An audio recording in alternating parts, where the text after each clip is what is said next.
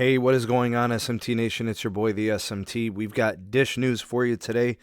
Couple of pieces we're going to throw in here. So, Dish Network, as a pay TV company, they operate a satellite TV business. And then also, and this is probably the reason why it's important to us here and why I'm covering it, is because in this situation, they're going to be the next and fourth wireless national carrier. So, that being said, let's first start with the Dish Network operations.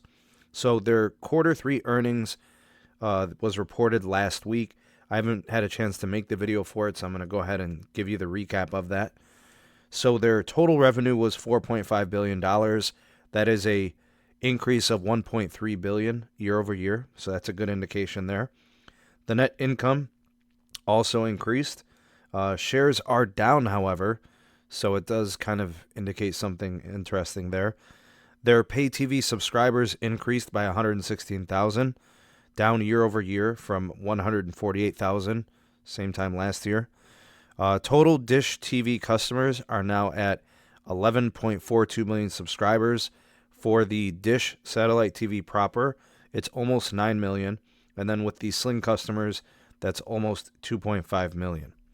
In terms of why we're covering Dish and why we really care, we know that in wireless, we know that they had the Boost Mobile deal as part of the T-Mobile and Sprint merger.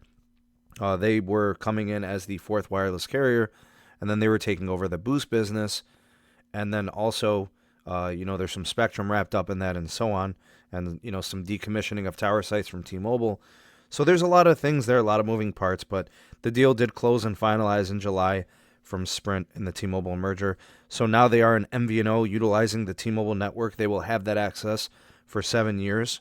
It will be through LTE and 5G on the T-Mobile network. And in this situation, they didn't do very good.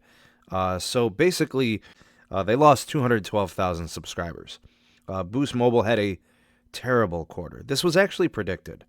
Peter Adderton, I remember, was a name of somebody who I remember on Twitter posting how he doubted that they would compete in prepaid. So I think, not to say it was a prophecy, but he called a spade there. Their total retail wireless operations brings their subscriber count down to 9.42 million.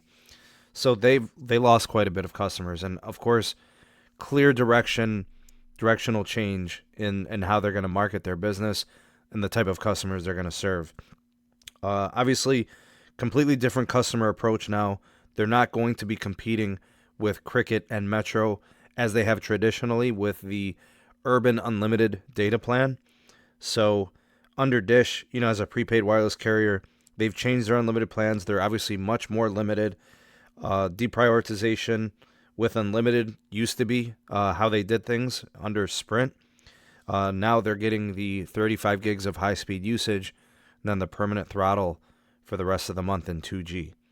So this has turned off a lot of people, and a lot of people have left the company, and it shows there in the numbers, minus 212,000 subs. Much of the realignment of the plans, it's probably increased their ARPU, their average revenue per user, so it's more profitable for them. It costs them less money for that access, but it's not going to help the bottom line if they don't have as many customers.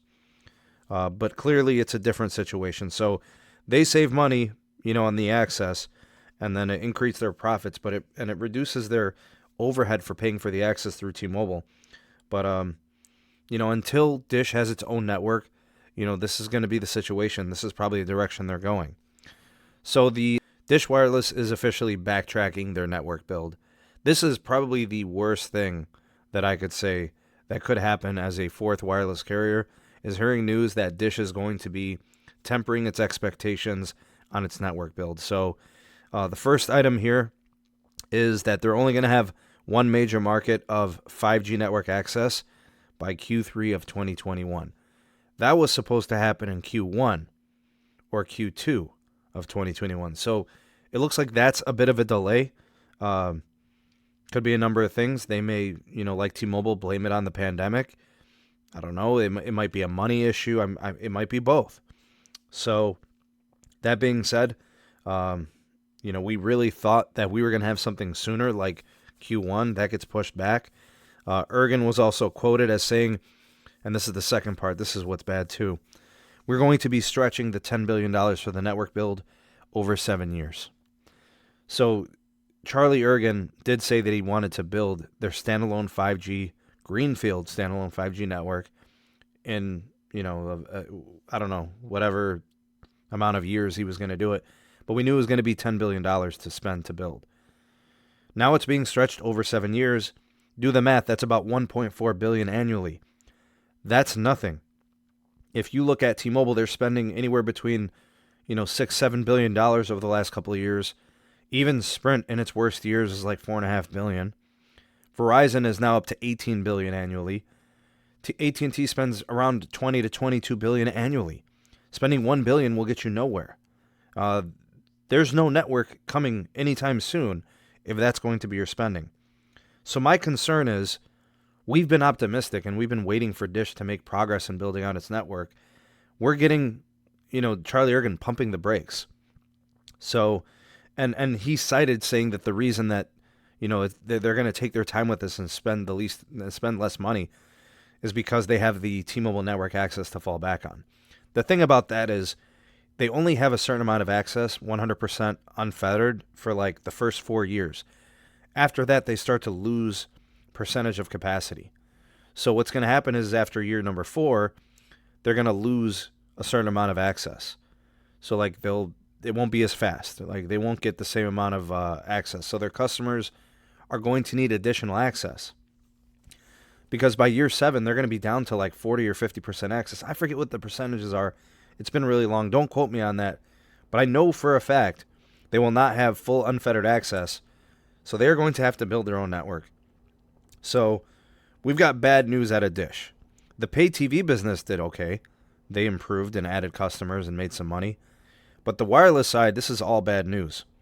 What say you? Let me know your thoughts and opinions on this down in the comment section below. The voice of the people, the SMT Nation. Let your voice be heard. Thank you for taking this opportunity to watch the SMT YouTube channel. If you appreciated this video, give it a like and a share to all your favorite social media platforms. Thank you in advance for that. Also, check out some of the links in the description box. We have the SMT Patreon page. We also have the Twitter handle at SneedTech. And do check out the audio-only podcast available on all the major podcast platforms. And if you are new and have not subscribed, go ahead and hit that subscribe button and activate the bell notification icon so you never miss an upload from the SMT. We'll catch you on the next video. Peace.